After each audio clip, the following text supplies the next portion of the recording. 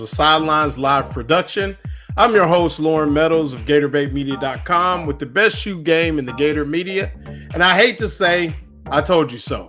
But I've been saying for 2 weeks that South Florida would give the Gators all they wanted this past weekend. And not only did they do that, but they handed the Gators their second loss to an in-state David for the second time in 5 years and the first in-season loss to a team not named FSU or Miami since 1938. Trivia question, who was it? With the loss to USF, we are back in 2024 with people calling for the fire of Billy Napier and some feeling that a win in the next 4 to 5 weeks is nowhere to be found. Rob Brown of SEC Sidelines will help me cool my nerves after I get some things off my chest, and we will talk about what the Gators need to do to get back on track. We love to get the women involved on the lowdown, and tonight we check in on women's soccer with junior forward Tampa native Lena Bailey. To finish the night, Jake Ronghalt, of sports director at WCJB Gainesville, will join us to put a bow on the USF loss and where the Gators may go if Napier fails to get it done. How many wins do the Gators need for Napier to be safe? And like we always do about this time, Kicks of the Week is in the building, as well as Hyper Have At It. The Sidelines Live team would like to thank our sponsors, Meldon Law, Titan MRI, and Imaging. Subscribe to The Lowdown with Lauren Meadows on YouTube and Facebook, as well as our partner shows, including The Buddy Martin Show, SEC Sidelines on the Sidelines Live Network, and follow yours truly on Instagram, Ohio Gator for Life, and X at Real Ohio Gator. Let's get to it. Well, like I said, I told you so. I've been saying for 2 weeks that the Gators were in trouble, and they better buckle up. And it came true, Rob. I said it. I told you 2 weeks ago. I went down to the game, and everybody told me, nah, can't happen.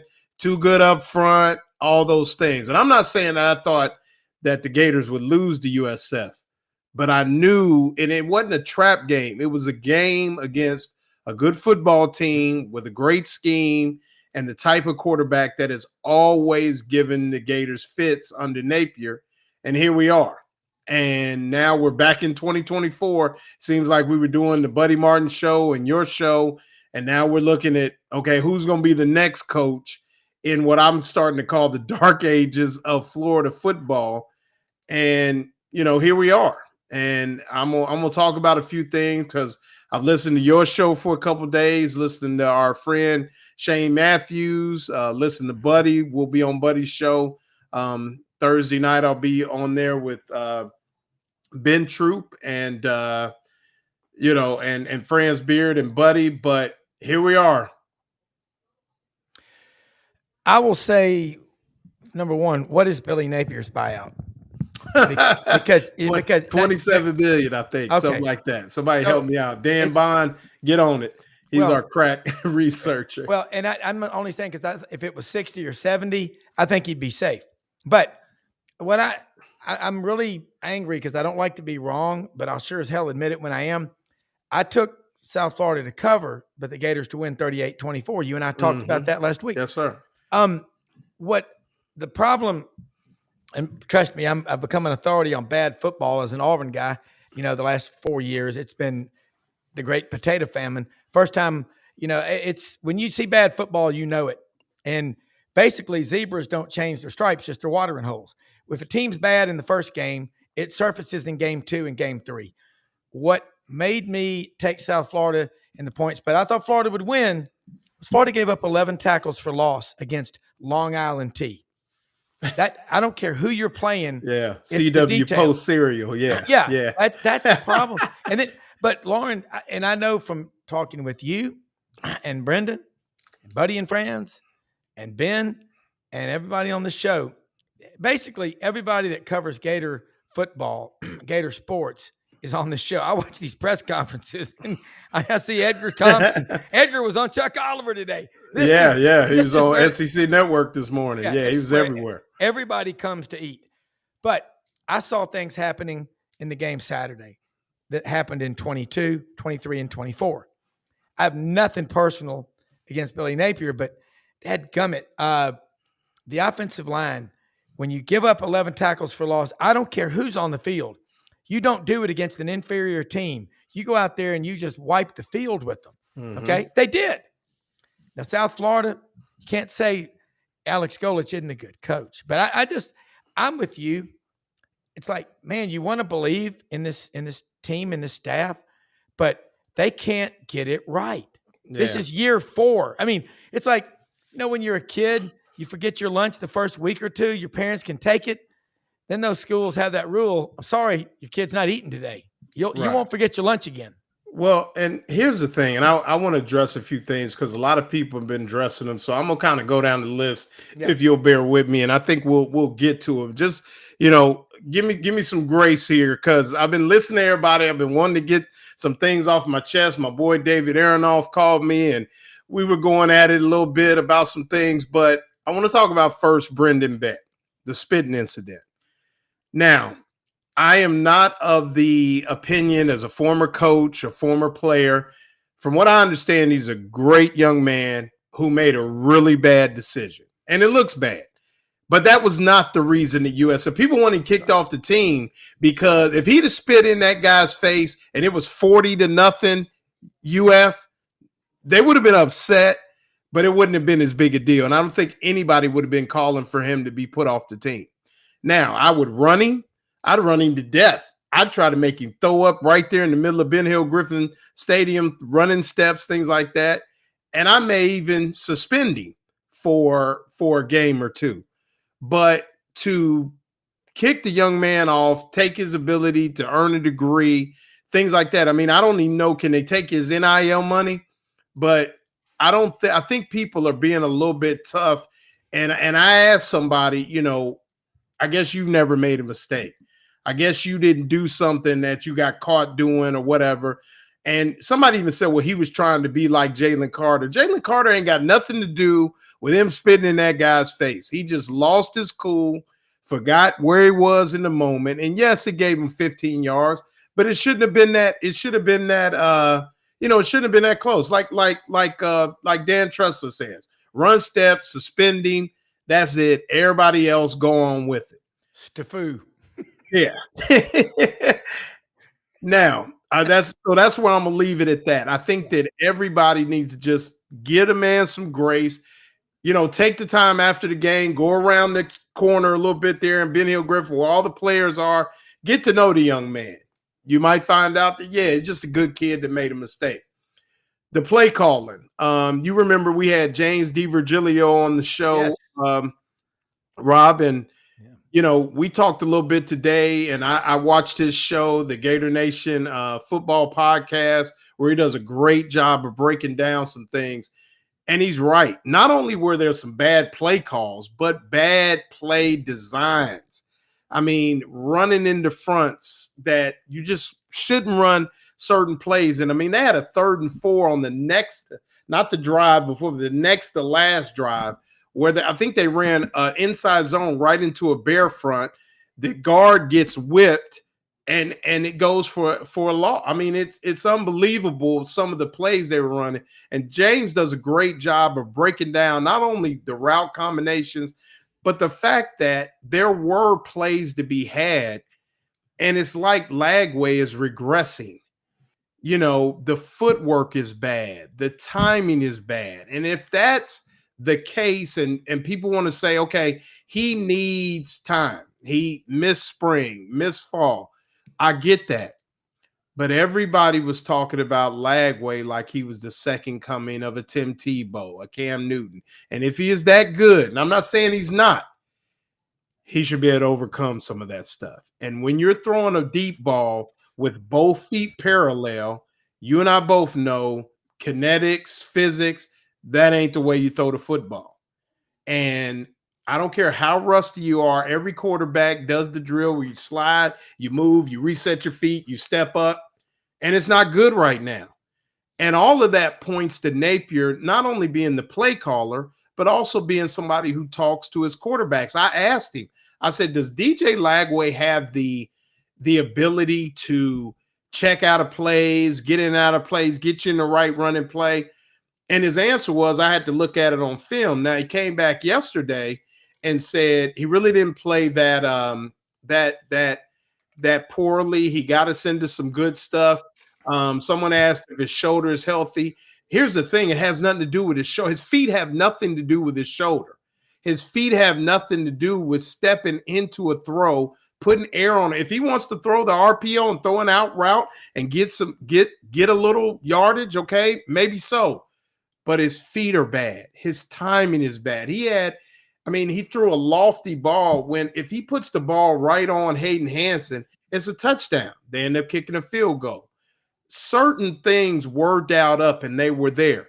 Am I a person that thinks that DJ Lagway that Billy Napier should not be the primary play caller? Yes. But we go back again, Rob. How many times did we sit here and tell people that Billy Napier is not going to hire offensive coordinator? All these other shows said, I don't remember. Do you remember Billy Napier saying he was going to hire an offensive coordinator as the primary play caller? Because everybody seems to think he said that and lied. In Billy's defense, I never heard him say, I will not be the primary play caller. He said, we'll take a look at everything we do and then we'll decide. Well, what he's decided is he's going to be the primary play caller, Rob. And I don't know why people just get past that. You want to get on him, but you're going to have to get on him with him calling the plays. Yeah. Well, I'm certainly not the team doctor for Florida, but when a really good player is just not performing, he's probably hurt. I don't have any knowledge, but again, the feet and the shoulder, they're related because they're part of the body, but that's it. There's something's not clicking. I've seen this at schools where the head coach says, I'm going to turn over the play calling duties to someone else, and they can't do it. And, pride cometh before the fall. It says so in the good book, I believe, but that's what's going to take you down. And you've been hypercritical. Brendan, wow. But y'all see that program. But y'all see that program better than most anybody out there. So, sometimes I go, man, but it's not that you're negative. It's going, we see it day in and day out. So when y'all say something positive, it carries a lot of weight. But here's the thing. Perry Mason says he has to be hurt. No, he doesn't. He has to be playing bad. Yeah. He is not. Yes, he may be hurt to a point, but he is not. That ball he threw to Vernell Brown was a nice ball. A little bit more air. His shoulder's fine from what I see. But even on that throw, his feet weren't great. So it's just like the regression has come. And Brendan and I have talked about, we go back to 2 years ago at Utah, where it's just like, what is the problem? And what I don't understand is, and here's what I guess what people need to understand. This is the offense that he at least drew up to get DJ Lagway. This is the offense he drew up to get Jaden Ball. This is the offense that he drew up to that with Dallas Wilson. I talked to David Aronoff, and if you look at some of the play designs, there's good stuff. There's good stuff out there. When they draw something up, it's good. But then you get the ball after I think it was a punt return or sudden change, and instead of just getting there, giving the ball to Jaden Ball, running some whatever you got, you line up DJ Lagway at receiver, wildcat, then you run some reverse pass, the same thing you ran against Florida State 2 years ago. And once again, it didn't work. People know that. That's what it's just like they're calling things at a certain time. And it's like, does DJ have, because here's the thing, shoulder, feet, or not. What I wanted Billy Napier to tell me is, okay, we had a bad front on this run play. When DJ came to the sideline, I asked him, what'd you see? Why didn't you check into A, B, C, and D? And in 2 press conferences, he's yet to answer that. And it's been asked by myself and some of my colleagues. Then on Monday, I wasn't able to make the press conference, but it's been asked. And yet, here we are. So everybody talking about, and I don't want to hear Tebow as offensive coordinator and bringing Coach Spurrier back. God bless him. I'm sure he can still call plays, or Urban or Charlie Strong or whoever else. Those guys are enjoying their money, enjoying their life. They put their time in. This is what we got. And it could be his undoing. Here's the thing. You and I both know, Rob, it was like this after the Texas game, and they could go out and blow out. They could beat LSU by 2 touchdowns Saturday night. Then what? Well, here's a question. How many possessions did Florida have in the second half Saturday night? 7. How many times did they punt? 6. I rest my case, Brendan. Right. I mean, I was there. I was at the game. Yeah. We all were. I didn't go to the first game, but I was in the sidelines, and there's this feeling I get since Billy's been head coach when you're out there and you're watching it like that and you're that close. There's this moment of like, oh, here we go again. Like, there's there's a moment of like, why is this not working? Why are these players playing uninspired? Why hasn't anybody got a fire lit under their ass right now?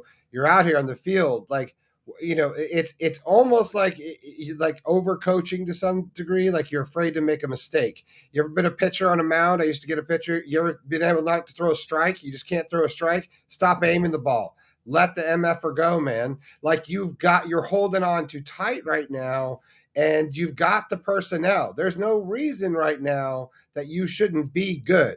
There's no reason. You should make at least good enough to beat USF. You should beat USF. Yes, you should beat USF. Right. This is a game. There's no more of these excuses, and I'm not going to go on this crazy rant, but and I think, Lauren, you hit the nail on the head. Like, it's not his scheme. Look, it's not anything to do with his scheme as far as offensive scheme. I think it's fine. It's the call in the moment. It is the end of the game. It is the clock management. It is just the wrong thing to do at the wrong time. A lot of the times, then it's costing you the games, like these little moments that you should win, and you shouldn't be in this moment. Like I can't even. I got mad at blaming Brandon for spitting in the guy's face. But look, you're already shouldn't have come to that. You should never be there, man. Like right. Like just let that go. That you shouldn't even be there because they look good at moments where they have the 2 touchdowns that called back, some questionable holding call. I just feel like something's up. Well, way and there's something up with the want to win, and I don't know how else to say that, Lauren. But I used to think it was. I thought it was a. Right. I thought it was a practice thing. You heard me say that. And I thought they showed that, sewed that up. So they got that. And now it's just, and he's got guys like one of his assistants, Chad Lucas, who I have a lot of respect for, has been a lot of different places. He said it, and it's like, we got to keep coaching. We got to keep working. We got to keep teaching, which you do. That is the thing. And like you said, it's one of those things, Brendan, and we keep talking about it. It's something missing. It's from AR to Graham Mertz. Right. Sorry to interrupt you. Different. Yeah. Take it back to AR. Seriously, the talent that you have. And take it back to the fact that Graham Mertz plays the whole season last year, and DJ doesn't come in from the fact if he doesn't get hurt, right? Mm-hmm. So there was that kerfuffle, if you will, of trying to figure out who was going to play before. It's not like it was the genius of a certain coach. It was a forced deal. So again, I think he's a great recruiter, great guy, a great lovable person, but is he a motivator to win, in these games? Because that is what is lacking, and what we discussed with Urban Meyer, with Steve Spurrier, is this undeniable need to win. Right. Well, I said to somebody, and we got to go to Lena, and I'm gonna take a chill pill while we talk to Lena. Right, I'm out. I'm sorry to interrupt. No, we're good. No, Brandon, no. You were nailing it. But the fact is, I just wanted to, after listening to everybody for the last 4 days, I had to just say it, Rob. I was kind of texting in on your show, and I'm like, I know you got guests, and you got my man Ellis Johnson, who knows way more. He's forgotten more football than I know. and he hit some things You're on right the up nail there. as well. It was just so frustrating, and I want to keep my media, my media hat on and not get too much orange and blue glasses or whatever, but it just is not happening. And we'll talk to Jake Wronghalt a little bit later. We're back here again. Let me ask you something. If this doesn't work, now what? All right, quick question before we go to the next. Yes, I'm with you. The kid that spit football is a 60-minute game. You know what? That was like a microscopic play. Okay, stupid. Mm-hmm. But you run that guy. You put a 50-pound sandbag on him in a vest. Have him run stadiums until he will never do that again. Okay, Right. There you go. Now, as far as the team, it's looking at it from 40,000 feet above. You've got talent. You got a top 10 roster, 8, 9 in the country, talent. So, who's the alpha? Who's the leader? Who is the unquestioned leader of this Florida football team? Is there a Brandon Spikes? Is there a Tim Tebow? No. That's what I'm saying. No. There's no damn leader. And without a leader, look, man, dogs are pack animals. Everybody loves to call these guys, he's a dog, man. He's tough. There's no leader. I don't see one. And here's the thing. I'm an outsider. I'm just right. Saying, and everybody keeps talking about Dallas Wilson coming back. Yeah. LJ McCray being hurt. Caleb Banks not being there. All great football players, great young men. You should be able to beat USF without those three. We're talking about USF. They have a great football team. I thought they would cover, but at the end of the day, and then I'm done and we're going to go to Lena, is you should beat USF. We're not done, and please keep coming in, and shout out to the basketball team. Got a big 7-footer. Looks Another like one? that. Yeah, you're right. It looks like Ty Golden Keys. It's something about being able to get down on the inside. So no doubt. But right. Well, to change gears, and before we do get to Lena, I want to talk about our sponsor, Titan MRI and Imaging. Titan MRI is now Titan MRI and Imaging. Joe Calorio started Highfield MRI in 1997. Now he's back. Titan MRI and Imaging now has 3 locations, 2 in Gainesville with his Park Avenue location, and now at the Millennium Center, 1 in Lake City, serving all of Columbia County and Valdosta, Georgia. Titan MRI and Imaging offers the same great customer service. They now accept insurance or through their convenient self-pay options. They have MRIs, CT scans, X-rays, and ultrasounds. Some of my patients go there, so shout out to Titan MRI for that. Larger MRI machines for patient comfort, no ERs, no wait time, no hospitals. Coming soon to Ocala to better serve Marion County and the surrounding area. Titan MRI, it's your choice. And with that, we bring in Tampa native, my girl, forward for the Florida Gators soccer team, Miss Lena Bailey. How you doing? I'm doing good. How are you doing? Doing good. Great to have you on. We really aim on the lowdown with Lauren Meadows to, not only talk about a lot of football, basketball. I don't know if you heard my rant. You know how much I love women's basketball, but just shed light on the women's teams as a whole, and just give you guys an opportunity to introduce yourselves, let people know who you are, and just shed light on what you guys are doing in your sports, in your life, and where you see yourselves going after your pursuits are done in sports. So just really happy to have you on. It's been a long time coming. Yes, thank you for having me. It's been amazing just to listen in on all you talk about. You seem very passionate about it. Really? No way. Haven't heard that side of you. No, I'm just kidding. Yeah. I think you have. I think when we met, you saw that side of me, but there in Tampa. But now your coach, Samantha Bohan, is in her 4th year. You guys are 4-3 right now. Great open conference play against Arkansas, I think, on Thursday night. Just how has it been now, your 3rd year here at Florida, just, getting yourself ingrained into the culture, Coach Bohan and what she's trying to build, and just where you see the program, where it's come from and where you see it going in the next, next year, basically this year, and then going into next year? Right. So we've been putting in a lot of work. I don't know if a lot of people can see it right now, but I'm sure when SEC play starts to come around, like people will definitely see. Like we have a lot of freshmen showing what they can do. So it was good for them to come in with a big impact.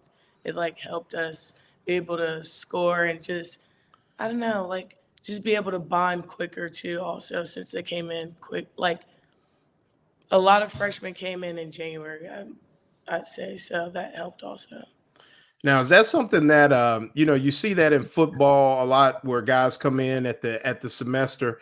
Is that kind of a new thing in soccer, where the girls, guys, both, if you got men's soccer, are starting to come in the same way to get themselves involved in the strength and conditioning and all those things? Is that something that's new? Did you do that, or is that something that's fairly new with Right. the It's sport? definitely something that's new. I didn't do it personally because I wanted to stay in high school and get prom and all that because I don't know if you knew, but I played 6 sports in We were high gonna school. get to that, yeah. Yeah. I wanted to finish out my spring and I felt like staying in high school was kind of cool for me. But I think moving on to this new generation, I think a lot of people are starting to shy away from staying in high school and even shying away from going to college, even probably going pro after 1 year. So it's definitely a huge change that we have to be aware of. Right. And not a lot of people, follow soccer, on a grand scale, but there's a lot of people that do dive into some of those sports. Tell the folks just, maybe what they're missing and what makes Florida soccer special to you, the experience, and just something to maybe get them to say, hey, I'm gonna go out on a nice evening and go check out the game. Right. So when I want someone to like turn on the TV and see like Gator soccer having energy, having the competitive spirit. I don't want people to just be like, "Oh, soccer, you just watch the grass grow." Like, no, it's different. Like, it's very exciting.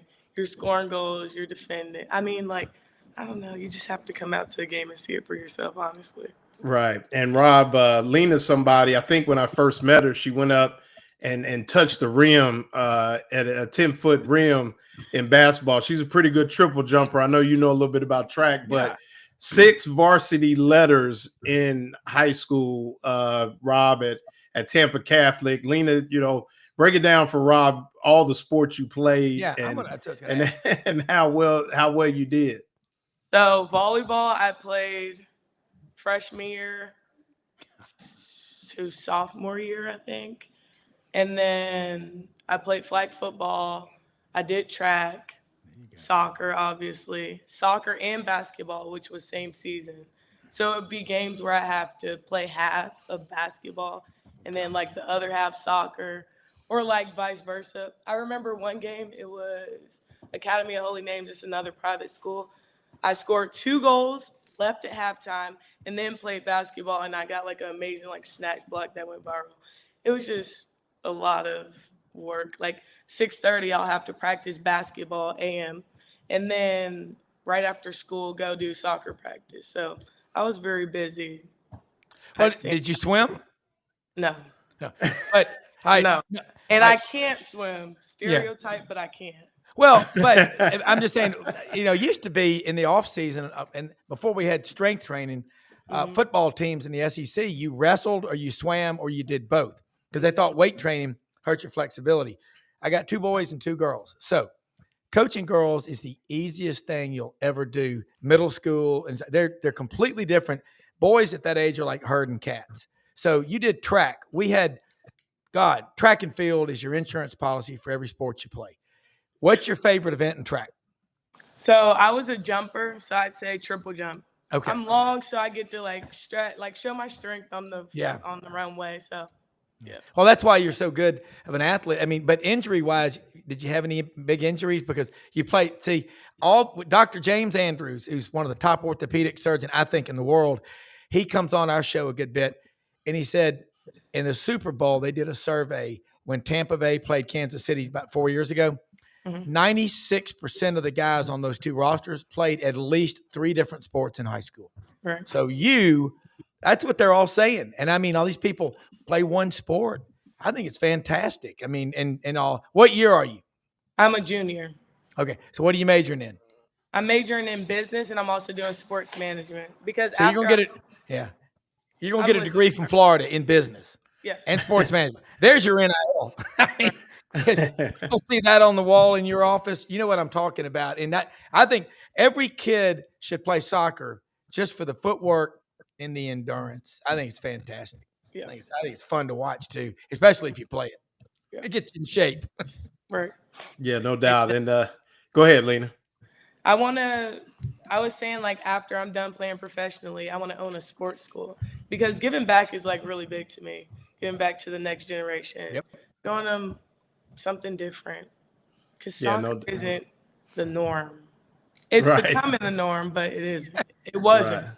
You know. Right. Yeah. No, we understand. And then the other thing, and I know this, but you also physical education is big in their home. Tell folks about your your mother Right. and her. She's famous in Tampa as well, Rob. So Lena's Right. mom is well known in those athletic circles for Yeah. sure. They call her the mayor of Tampa. So she started off playing basketball. That's why I have those basketball roots in me. Yeah. You know, she wanted me to play in college, but that's a whole nother story. Yeah. But she played basketball, got recruited by UCF. Coach left, and then a new coach brought in all their recruits, and she cut like all her like options off because she wasn't. I don't know. I wouldn't say she wasn't wise, but she was just immature, you know. Yep. And her mom didn't know how sports went all the way, so she put all her, I don't know, like all her hope into one boat, and that didn't work out. So she went to Florida Southern, played basketball there, and then after she was done doing that, she went into physical education at Memorial Middle School, and she's been there for years, almost 2 decades, I want to say. And now the gymnasium is named after her. So, yeah, Yeah, no big doubt. athlete. Yeah, Yeah, great it's family. Mom's a great lady, and Lena is one of those people that you see a lot of people, and they you see students at the game, but Lena is somebody, Rob, that she definitely embraces the Florida sports culture. You can see her at men's basketball, women's softball. She does a little bit of everything. So I hope some of your friends come out and give you that same support. If not, I've been meaning to get out there too, so you can get on me too. I know I owe you a right. visit, but definitely, you guys are on the right track. I think things are looking up, and you got a pretty good recruiting class, I think, coming for next year as well. Correct? Mm-hmm. Yeah. We do. So it should be pretty good for sure. So before we let you go, just a couple quick hitters. We like to let people know what you're about. Favorite food? Favorite food? I might sound bougie, but I like steak. I mean, Okay. No Nothing bougie. wrong with that. Come on. yeah. Steak, Ribeye or strip or fillet? filet, but There you go. well done. Okay. Well done. Okay. Sounds good. All right. When you start making all that money, dream vacation spot. I want to go to Dubai or Brazil. Okay. Well, you might make it there playing soccer before you Right. know it. No doubt. If you had walkout music, what song would you walk out to? Anything Drake. Anything Drake. Anything Drake. Favorite Florida, I might get you in trouble here. Favorite Florida non-soccer athlete on campus right now, not past. I'll just say one of my really good friends, Kayla DiCello. She's a gymnast. And a good one. No doubt. Right. No doubt. Right. All right. Well, catch her Thursday night against the Arkansas Razorbacks. Go ahead and have some bacon for dinner.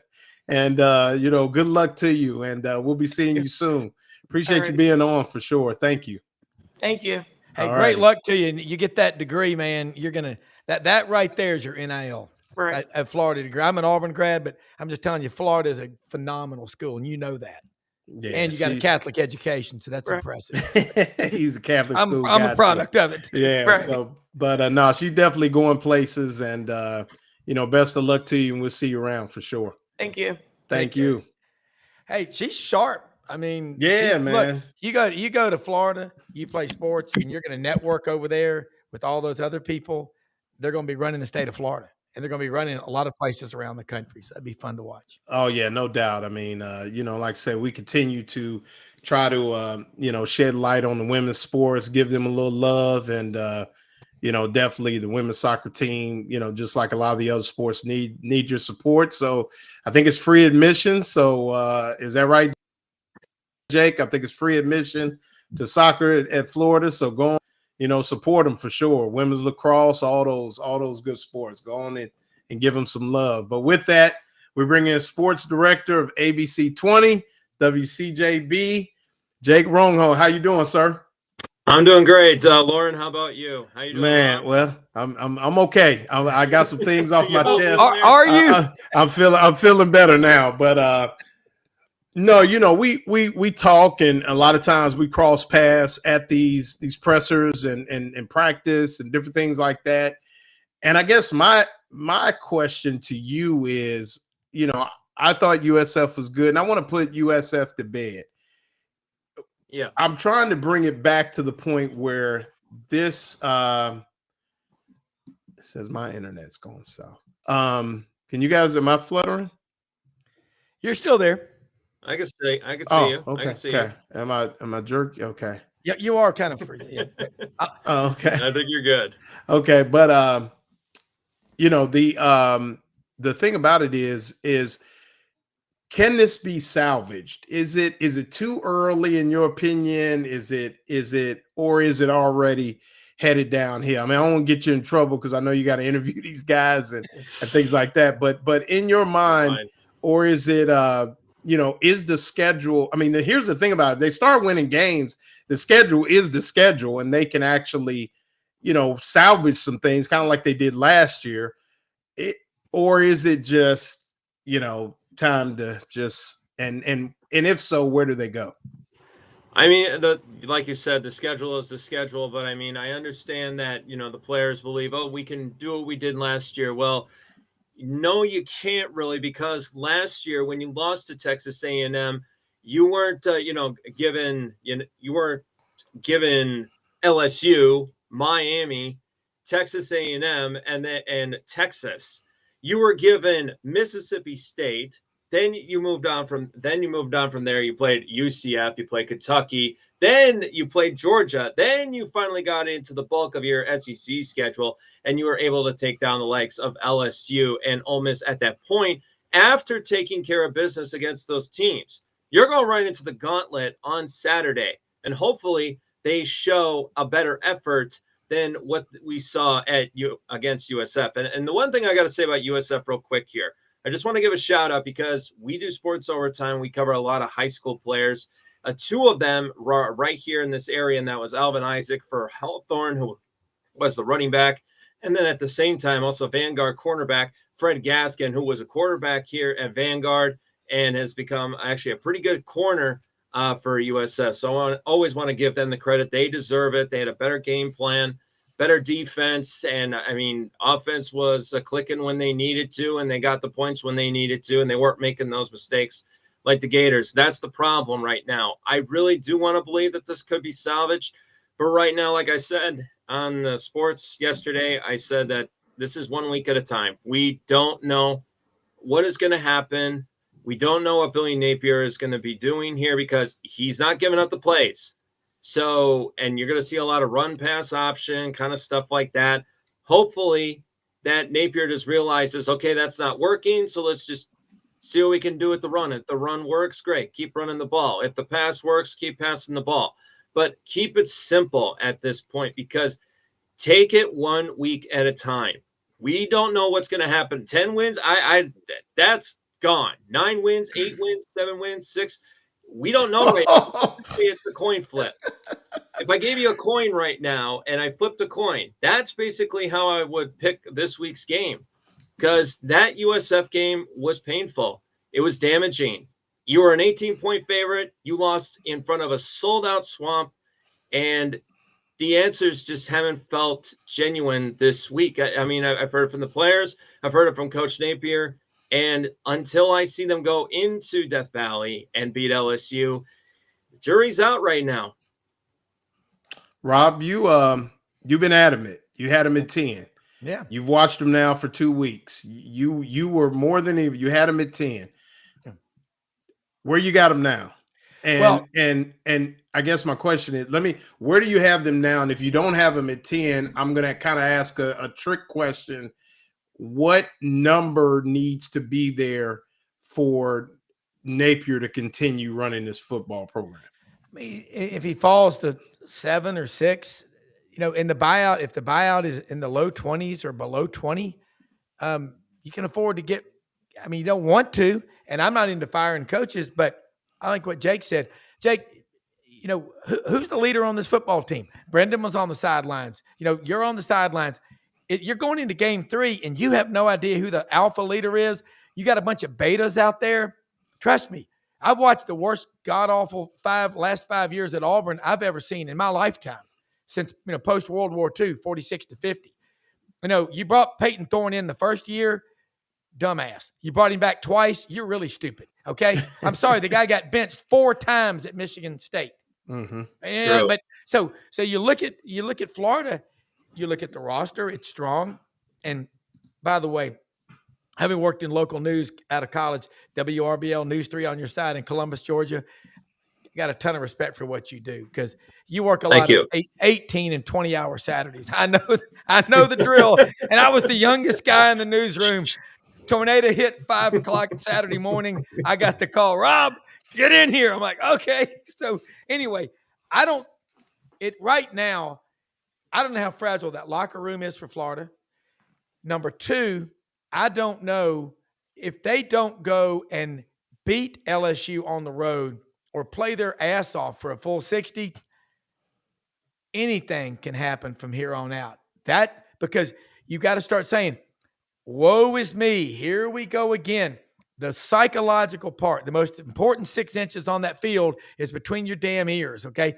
And they are listening to what social media is saying. You can't cut it out. You can't do it. You do have to interview these guys. Lauren, you do too. So does Brendan. But as long as you're honest and fair, they will respect you. So I think if they don't win at Florida, as Rosanna Dana used to say on Saturday Night Live, you got problems. You really do, because it doesn't make any sense. Right. And Dan Aykroyd would say, "Thank you, you ignorant smug." I mean, but anyway, I don't understand it because I don't have medical. I'm not a doctor, obviously. But DJ Lagway, if a dog will bite, he'll do it when he's a pup. You're going into the 3rd game. What are you waiting on?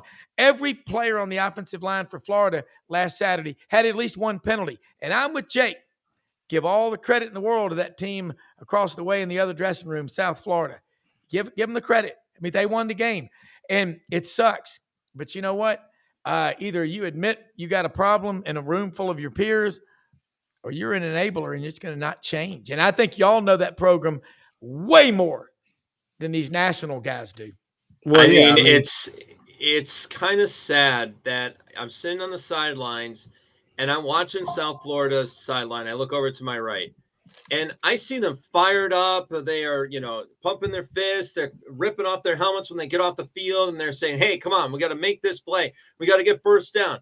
I look over at Florida and I didn't see it. I mean, there was a shot of DJ Lagway, he was having a conversation with the wide receivers, but I wasn't seeing, Hayden Hansen. I wasn't seeing Jake Slaughter, hyping up the guys or anything like that. It just feels like right now the leadership of this football team is kind of missing. Maybe it changes over the week. I don't know, to be honest with you. But last year, I do remember that Graham Mertz was a great leader. He was the one that was mentoring DJ Lagway, and Chimere DK was stepping up his game. And Cam Jackson was that anchor to the defense that made Tyreek Sapp into what he is. I think Tyreek Sapp is a leader for the Gator defense, because when you watch that Gator defense, man, they are flying all over the ball. They are fast. They are loose. They are quick. They are able to make those plays. I mean, geez, so Miles Graham is only a sophomore. He had 8 tackles, 5 solo alone. Tyreek Sapp got his first sack of the year as well. And I mean, it's not that side of the ball that's the problem. It's the offense. I look at the defense and I go, they're fine. They're 25th in the country. This is a first time they've been a top 25 defense in a very long time. I look at the offense. They're ranked 61st. 61st with DJ Lagway, Vernell Brown III, Trey Wilson, Jaden Baugh, Jacoby Jackson. The talent is incredible on this football team, but the leadership from the coaching staff is missing right now. And we need to see if that comes back. We need to see if that word effort is back in the building at Heavener facility on that plane to Baton Rouge and go from there. Until then, right now, the jury is out, and I have no earthly idea which team is going to come out to Baton Rouge. I don't know. I wish I could tell you.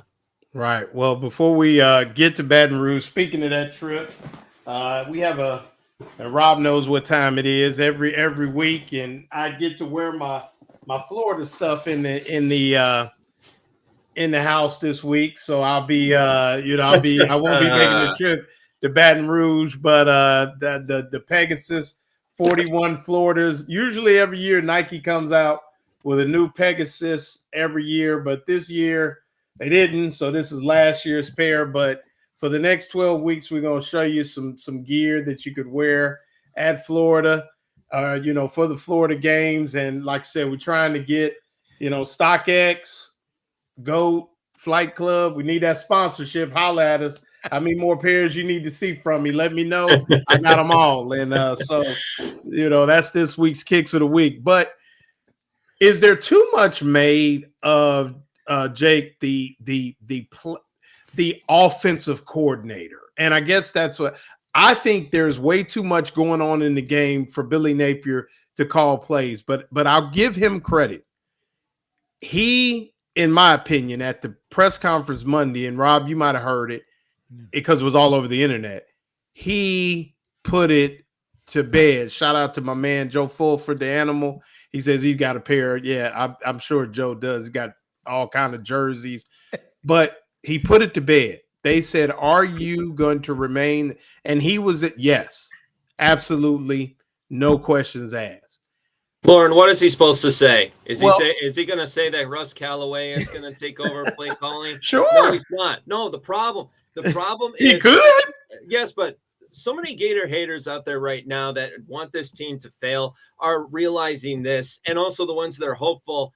You can't hire an offensive coordinator right now. The chances of firing an offensive coordinator are gone, okay? Mm-hmm. And I did this yesterday. I talked about three teams that were able to flip their season. And like I said, Florida State going from 2-10 to, whatever the record is going to be. At least they were trying new things. They hired Gus Malzahn, who actually has a good record as offensive coordinator. And then Wisconsin, who was just in this situation with their offensive coordinator, fired him. His name was Phil Longo. So they brought in Jeff Grimes from Kansas, who actually had a good history of being one of the top play callers in college football. That's you changing things. And the talent level for Wisconsin to Florida is like night and day, basically. Mm-hmm. What Florida has is their most talented roster, and I haven't seen it in years until now. But what is making me annoyed is it just feels like a missed opportunity with all of this talent, with all these 4-star kids, all these 5-star kids. I mean, we're still waiting for Dallas Wilson to get a clean bill of health. We're still waiting for Caleb Banks to play and all this kind of stuff. And it's coming down to this point is, can Billy Napier stop trying to do every single job? That's his problem. He doesn't need to do this anymore. He has a GM. He can be a head coach. He doesn't have to be an offensive coordinator. He doesn't have to have the play call sheet.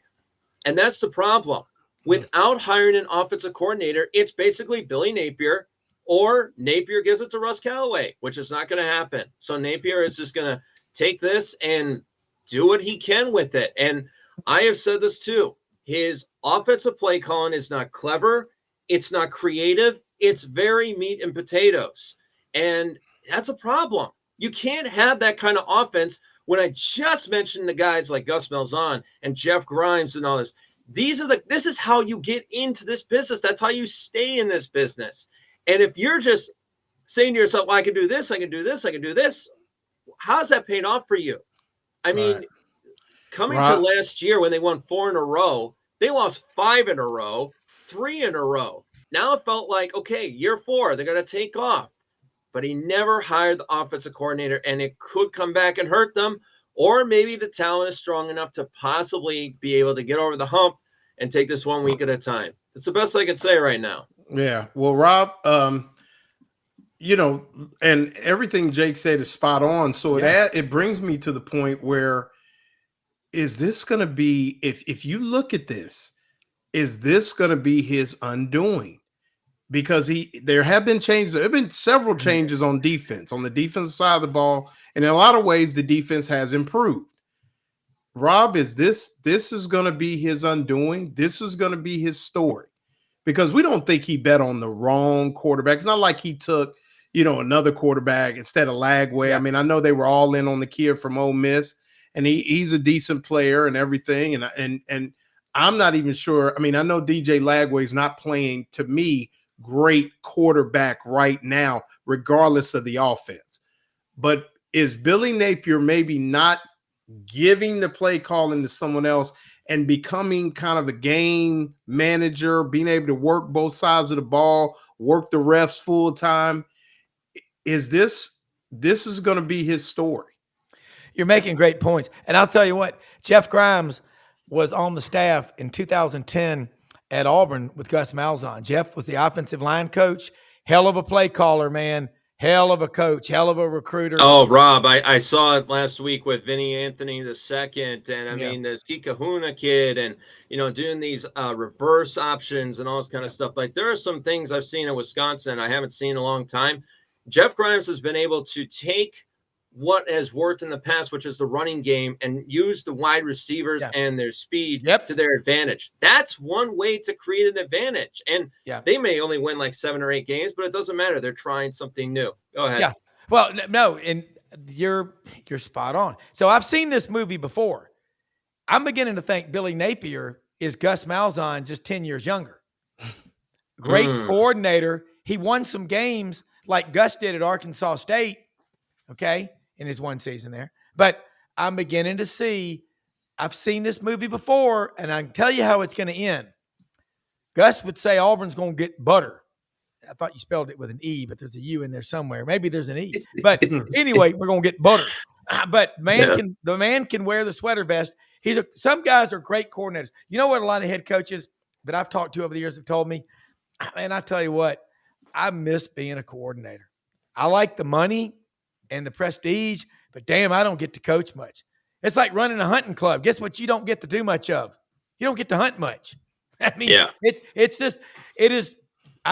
is so frustrating to me because, Jake, you and Lauren know there's a lot of talent on the Gator roster. And too much. I picked them to win 10 because I chart things like I look at stocks and financial markets, which is what I do. Been doing 34 years. It's not making sense unless you've got some fundamental problems. You got a locker room culture that's fragile.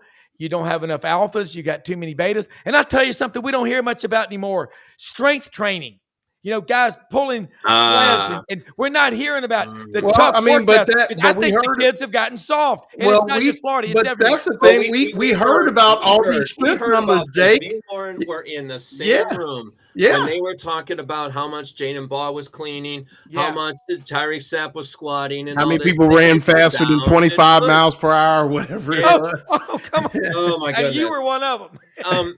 And did anybody see this too? This was something that I talked about too to a couple of coworkers. So I was watching the game film from the South Florida game, and I looked to the left side of the offensive line, and there's Austin Barber, Najee Harris, and Jake Slaughter, right?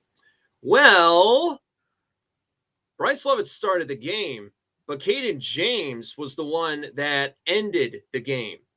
Rod Kearney played right guard at times.